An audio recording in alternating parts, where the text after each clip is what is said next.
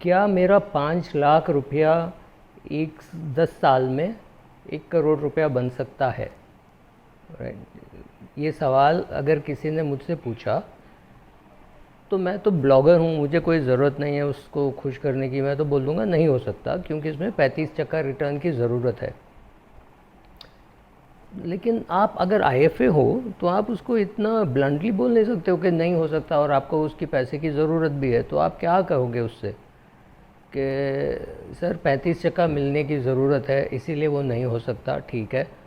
तो वो पूछेगा तो मैं अगर एसआईपी करूं उसके साथ तो हो सकता है? तो हाँ, आप बोल दीजिए हो सकता है। अगर 20,000 रुपये का एसआईपी करता है तो कितना परसेंटेज चाहिए उसको? अबाउट 22% चाहिए, ये भी मुश्किल है। तो अगर वो 30,000 का एसआईपी करता है तो कितना चाहिए? तो उसको 17% की ज़रूरत है, 17% की ज़रूरत है, वो भी मुश्किल है। तो वो करें तो क्या करें? एक, अपनी अवधि बढ़ा लें। जब उसको 5 लाख रुपए डालना है तो उसको कम से कम 15 साल डालना पड़ेगा, और उसके साथ उसको एक एसआईपी भी करना पड़ेगा।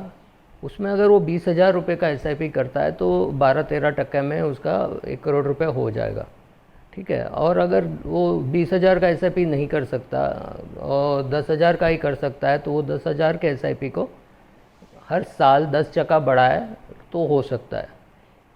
ये प्रॉब्लम ये है कि जब भी आप 5 लाख रुपया निवेश करते हो और सिर्फ 10 साल के लिए निवेश करते हो तो इस सारा का सारा आप इक्विटी में नहीं निवेश कर सकते। ये एक और प्रॉब्लम है, क्योंकि 10 साल जो है बहुत कम समय है प्योर इक्विटी फंड के लिए।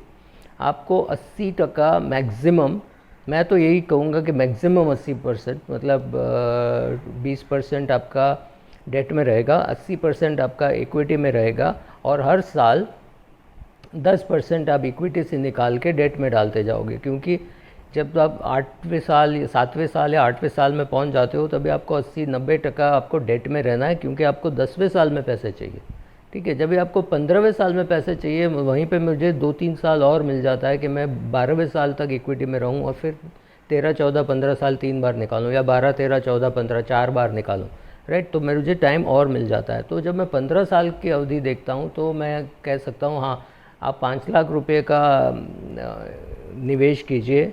एक मुश्त निवेश आप एक बार कर दोगे, और उसके बाद आप 10,000 रुपये का एसआईपी करोगे और हर साल उसको 10% बढ़ाते जाओगे। मतलब पहला साल होगा 10,000, फिर होगा 11,000, फिर होगा 12,000, ऐसे हर साल आप बढ़ाते जाओगे तो भी आपका हो जाएगा, क्योंकि तब आपके पास 15 साल की टाइम है, राइट। तो तब थोड़ा पैसा आप निकालते जाओ, इक्विटी से डेट में डालते जाओ, तो आपको 12-13% की संभावना है कि कुछ हो जाए। अगर आपको पक्का चाहिए कि 1 करोड़ रुपया चाहिए ही चाहिए तो आप 5 लाख से नहीं 7-8 लाख से स्टार्ट कीजिए, और 10,000 रुपये का या 15,000 रुपये का निवेश कीजिए और 15 साल कीजिए।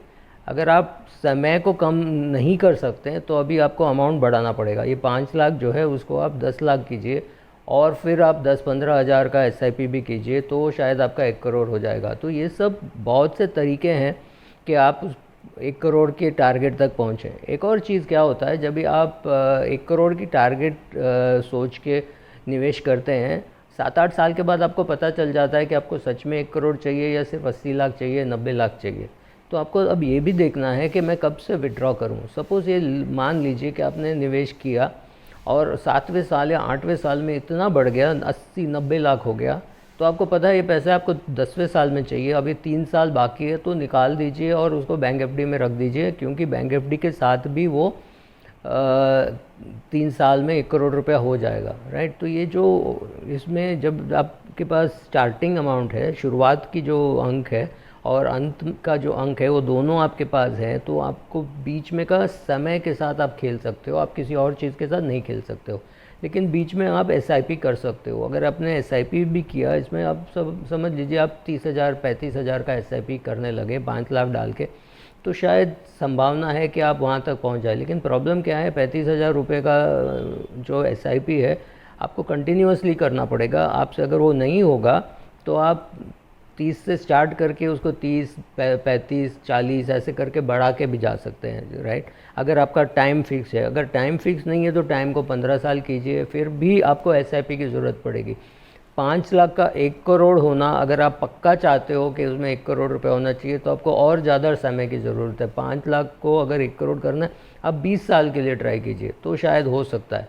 प्रॉब्लम ये है कि जब हम पहली बार देखते हैं कि 5 लाख को 1 करोड़ करना है 10 साल में, तो हमको कितना चाहिए, 35 चक्का चाहिए। 35 चक्का इक्विटी में मिल सकता है, 1 साल में मिल सकता है। हर साल 35 10 साल के लिए असंभव है, आज तक तो हुआ नहीं है, राइट। तो अब कैसे होगा, कोई एक आध शेयर में हो सकता है, एक शेयर आपने 5 लाख में ख़रीद लिया, वो 10 साल में 1 करोड़ हो जाए, शायद हो भी जाए, लेकिन एक पूरा पोर्टफोलियो 35% में ग्रो होना असंभव है।